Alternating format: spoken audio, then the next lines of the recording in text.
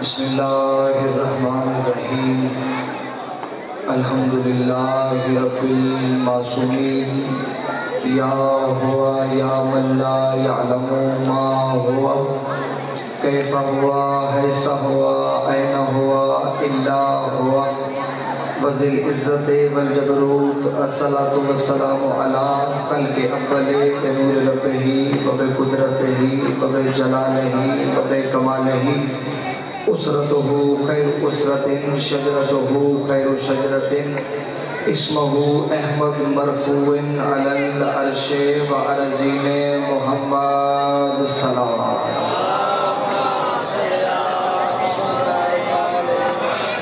ثم الصلاة والسلام علی سخن گزار منبر سلونی سرور مطلبی ابن ام النبی درہ العطا مہر برج انما شہ سوار لافتہ پیشوائے انبیاء قربت الوسطی کلمت الحسنہ سید الاوصیاء اماد الاسفیاء رکن الاولیاء آیت اللہ العظمی خیر المومنین امام المتقین اول العابدین ازہد الزاہدین زین المواہدین حبل اللہ المتین لنگر آسمان و زمین وجہ اللہ عین اللہ نور اللہ سر اللہ باب اللہ اذن اللہ اسد اللہ الغالب غالب علی کل غالب علی ابن ابی طالب صلوات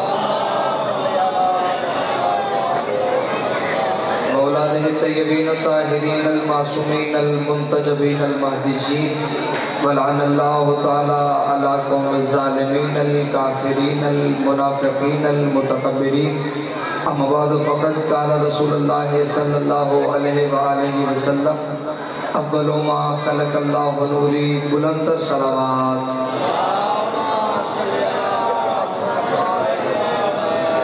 دعا ہے کہ مالکان عزت بارگاہ عزت میں آئے ہوئے ہر صاحب عزت کی عزت کو محفوظ فرمائے رب الحسین بحق جد الحسین جتنے بھی ہاتھ ذکر شبیر میں مانگنے کے لیے آئے ہیں اس عزت والے ذکر سے کوئی بھی خالی ہاتھ واپس نہ جائے ذاکرین جشن حاضرین جشن بانیان جشن کی اللہ رزق معرفت اور رزق ولایت میں اضافہ فرمائے بہت بڑی دعا سارے مل کے دل سے آمین کہیے گا میرا اللہ اس وقت تک کسی بھی علی ولی اللہ پڑھنے والے کو موت نہ آئے جب تک حسین بادشاہ کے نوری محل کی زیارت نصیب نہ ہو میرے مالک عقیدہ حق پہ استقامت نصیب فرما قبر کی پہلی رات ہو زیارت امیر نصیب فرما قیامت کی پہلی صبح ہو شفاعت شبیر نصیب فرما ان تمام دعاؤں کو قبولیت کی آخری منزل تک پہنچائیں سہارا درود کریں بلند آواز سے صلوات پڑھیں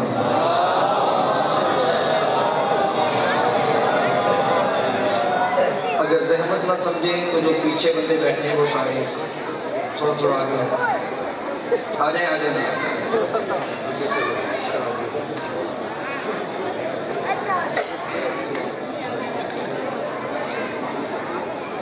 نعرہ تکبیر نعرہ رسالت نعرہ حیدری اجازت ہے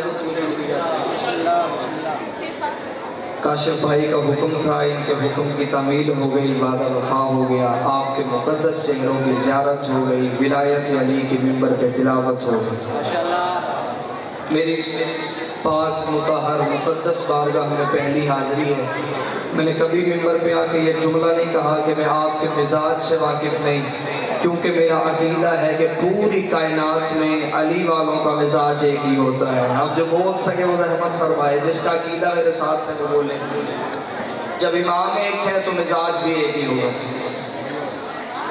ربیع الاول کا مہینہ ہے میں کیا کہوں یہ کب سے ہیں میں جشن کا پہلا جملہ پہلی سطر آپ کے اذہان عالیہ کے حوالے کرنے لگا ہوں اور یقین کامل ہے نہ سطر ضائع ہوگی نہ لفظ کا لہو ہوگا جو جھوٹوں سے سچا کہلوائے اسے صادق کہتے ہیں جو صادقوں سے صادق کہلوائے اسے صادق آل محمد کہتے ہیں بولے وہ بندہ جو خیرات سیدہ سے لینے کے لیے آیا ہے اسے صادق آل محمد کہتے ہیں میں کیا بتاؤں یہ کب سے ہیں جب کب نہ تھا اور یہ تھے، جب نہ جب تھا نہ کب تھا، نہ گھڑی تھی نہ گھڑیال تھے، نہ دریا میں روانی تھی نہ سمندر میں طغیانی تھی، نہ بادل میں شور تھا نہ ہوا میں زور تھا، نہ کلیوں میں چٹک تھی نہ پھولوں میں مہک تھی، نہ سبزے میں لہک تھی نہ آگ میں دمک تھی، نہ ہیرے میں چمک تھی نہ لیموں میں کھٹاس تھی، نہ کند میں مٹھاس تھی، نہ پہاڑوں کی اونچائیاں تھی نہ غاروں کی گہرائیاں تھی، نہ یوسف کی جدائیاں تھی نہ یعقوب کی دہائیاں تھی، نہ قرض کی خبر تھی نہ عشق کی نظر تھی، ایک لا الہ کی ہستی تھی، ایک الا اللہ کی مستی تھی۔ بادشاہ حسین عزتوں سے نوازے، ایک لا الہ کی ہستی تھی، ایک الا اللہ کی مستی تھی، ایک عزت دینے والا تھا، ایک عزت پانے والا تھا، ایک بننے والا تھا، ایک بنانے والا تھا۔ ربیع الاول کا مہینہ ہے، ہمارے اہل سنت بھائی 12 ربیع الاول کو جشن منا چکے، ہم 17 کو منا چکے۔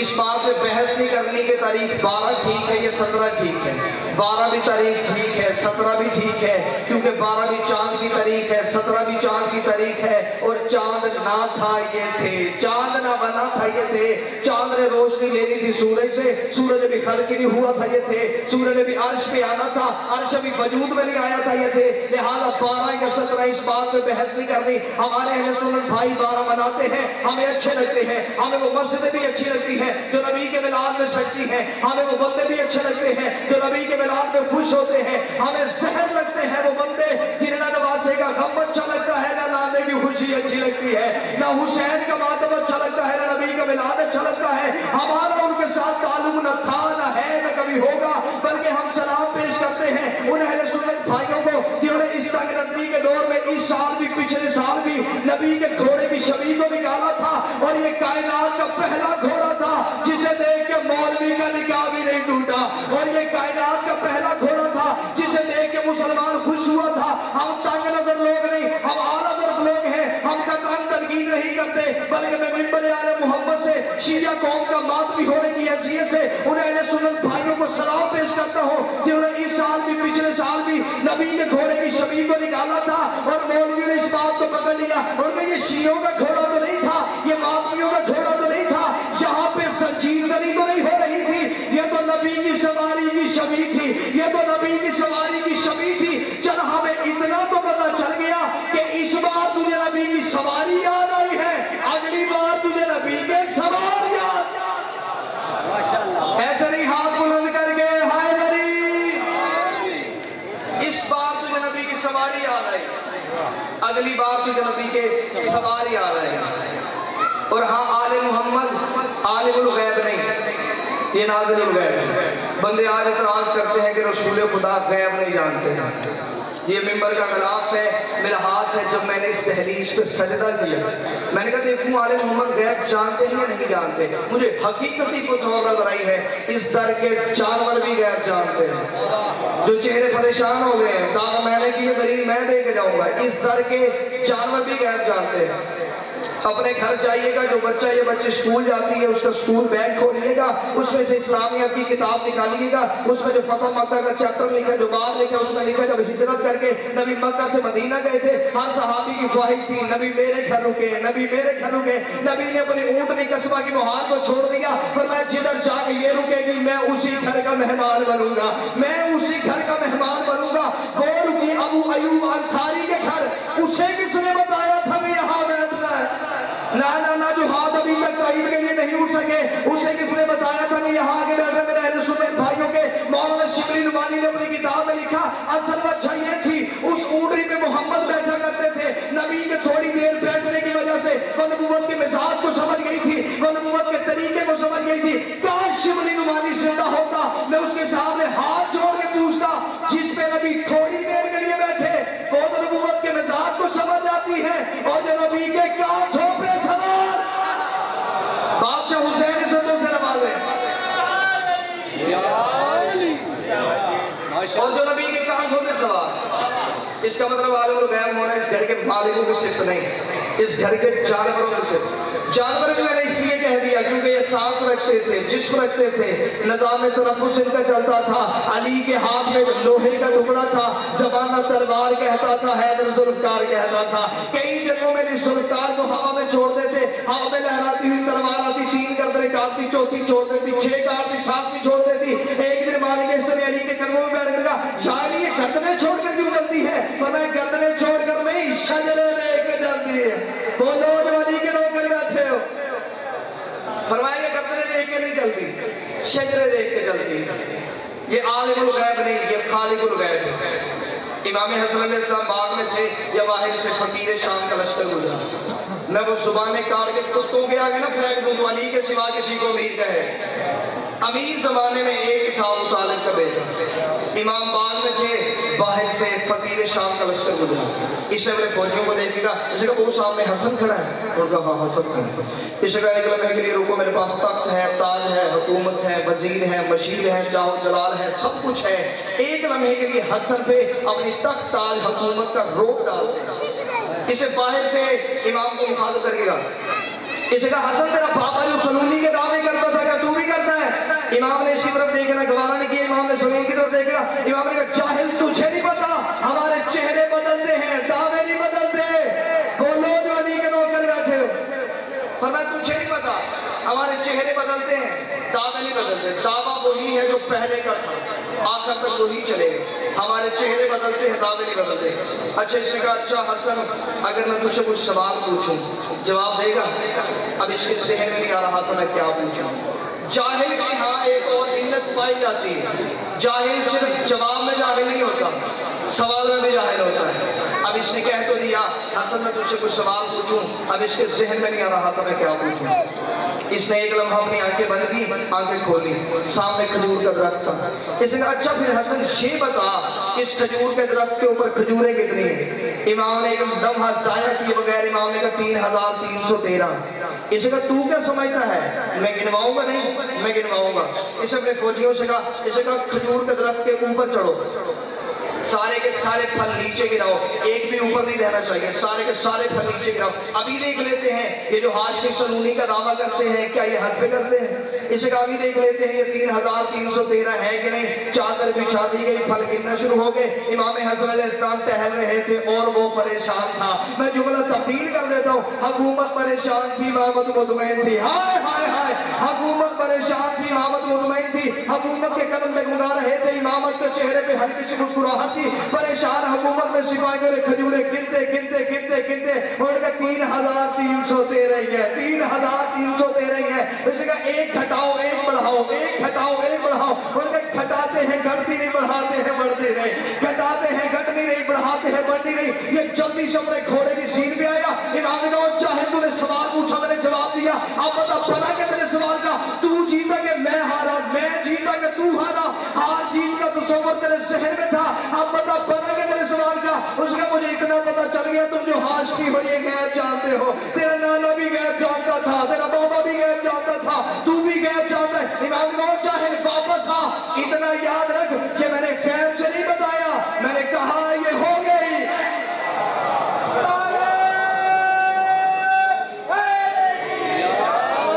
इमाम ने कहा इतना याद रख कि मैंने गैब से नहीं बताया, मैंने कहा ये हो गई। क्योंकि हम जो कहते हैं वो हो जाता है, हमारे लहजे में कुल बोलता है, हम जो कहते हैं वो हो जाता है। आले मोहम्मद जो कहें वो हो जाता है। रबीउल अव्वल में बंदे इतराज करते हैं कि 40 साल तक नबी नहीं बने।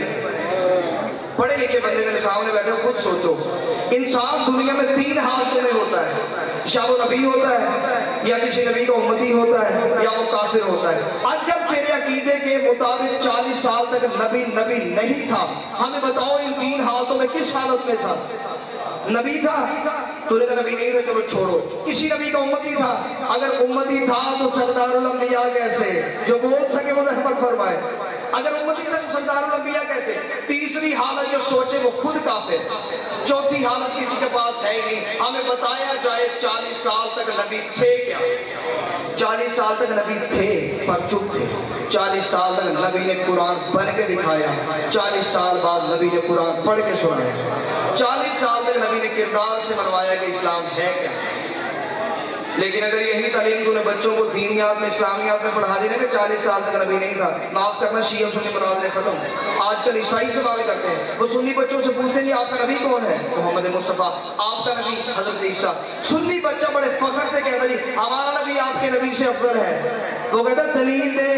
اس کے پاس دلیل یہ ہوتی ہے, یہ کہتا کہ میرے مسجد کے مولوی نے کہا تھا کہ ہمارا نبی سب انبیاء سے افضل ہے. وہ کہتے مسجد کے مولوی کو چھوڑ, قرآن لا, قرآن کھول, سورہ مریم نکال. ہمارا 3 دن کا عیسیٰ بولا تھا, جب قوم نے پوچھا تو مریم نے تو ایسی نہ تیرا باپ ایسا بغیر شور کے بیٹا کہاں سے لائی ہے. 3 دن کے عیسیٰ نے بول کر کہا تھا قال انی عبداللہ اتانی الکتاب وجعلنی نبیا, میں اللہ کا بندہ ہوں, کتاب لے کے آیا ہوں, نبی بن کے آیا ہوں. اللہ کا بندہ ہوں, کتاب لے کے آیا ہوں, نبی بن کے آیا ہوں. عیسائی پوچھنے کی پوزیشن میں ہے کہ بتاؤ ہمارا 3 دن کا نبی ہے, تمہارا 40 سال تک نبی نہیں. ہمارا 3 دن کا نبی, تمہارا 40 سال تک نبی نہیں. بتاؤ ہمارا عیسیٰ افضل ہے, تمہارا نبی افضل ہے. تیرے بچے چپ اس لیے ہو جاتے ہیں, تُو نے مجلس حسین میں آنے نہیں دیا, ذکر حسین میں بیٹھنے نہیں دیا, کسی شیعہ سے دوستی کرنے نہیں دی. لیکن مجھے فخر ہے مجھے شیعہ قوم کے 4 سالہ بچے کو عیسائی مجمع میں کھڑا کیا جائے, وہ اپنے سینے میں ہاتھ رکھے کہے گا اے عیسائیو تم یہ کہتے ہو تمہارا عیسیٰ 3 دن کا بولا تھا, 13 رجب کو ہمارا پیر کعبے میں آیا, 16 رجب کو محمد کے ہاتھوں میں آ کے علی نے بول کے کہا تھا تجھے تورات سناؤ, تجھے زبور سناؤ, تجھے انجیل سناؤ, تجھے قرآن سناؤ. صدیوں پہلے علی نے بول کے یہ فیصلہ کر دیا تھا. اے عیسیٰ کے بولنے پہ فخر کرنے والوں, ایسے کام تو محمد کا نوکر بھی کر لیتا, ایسے کام تو محمد کا نوکر بھی کر لیتا ہے. لہذا یہ زبانیں کٹ سکتی ہیں لیکن سوائے آل محمد کے کسی کا ذکر نہیں کر سکتا.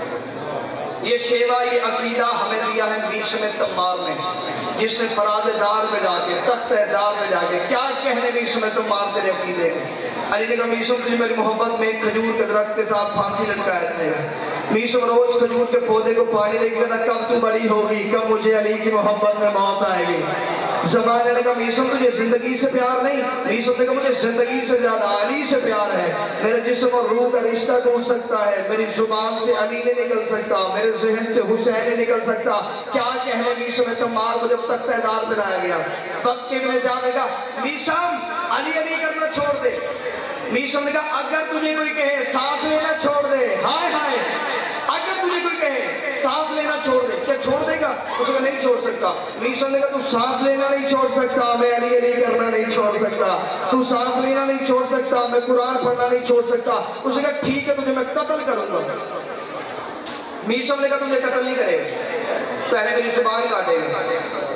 اسے کہا تجھے کس نے کہا تیری زبان کاٹوں گا. میشم نے کہا صدیوں پہلے کائنات کا وارث بتا گیا تھا, پہلے تیری زبان کاٹی جائے گی, پھر تیری گردن کاٹی جائے گی, تیرے جیسا کتا 1000 میرے لیے موت کا حکم دے. جب علی کہہ گیا کہ پہلے تیری زبان کاٹی جائے گی, تیری کا ضرورت ہے تو پہلے میری گردن کاٹے, تو پہلے میری زبان کاٹے گا. اسے کہا ٹھیک ہے, اگر علی کہہ گیا کہ پہلے تیری زبان کاٹی جائے گی پھر میں تیری گردن کاٹوں گا, تاکہ علی کے فرمان کو جھوٹا ثابت کر سکوں, آنے والی نسلوں کو پتہ چل جائے علی جو نوکروں کو پیغام دے کے جاتا تو رد ہوتا ہے. تیرے ہاتھوں میں رسیاں, پاؤں میں زنجیر, تلوار میرے ہاتھ میں ہے, جلاد میرے قبضے میں ہے. میں چاہوں پہلے تیری گردن کٹواؤں, ہاتھ کٹواؤں, پاؤں کٹواؤں, تو کہتا پہلے تیری زبان کاٹی جائے گی, میں پہلے تیری گردن کاٹوں گا تاکہ علی کے فرمان کو جھوٹا ثابت کر سکوں. میشم تمار کے ہاتھوں میں رسیاں, پاؤں میں زنجیریں, الٹا لٹکا ہوا تھا علی کا نوکر. میشم تمار نے کہا کوفے والوں, ساری زندگی بچپن تمہارے ساتھ گزارا, جوانی تمہارے ساتھ گزاری, بڑھاپا تمہارے ساتھ گزارا, مرنے سے پہلے میشم چاہتا ہے تمہیں ایک بات بتاؤں جو کوفے والوں کو نہیں پتا.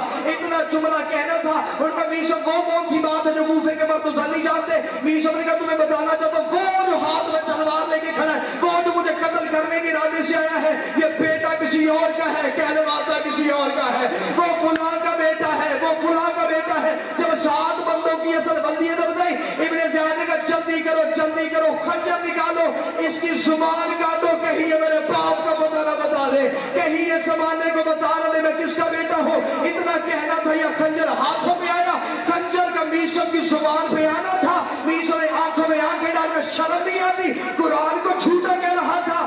علی کل بھی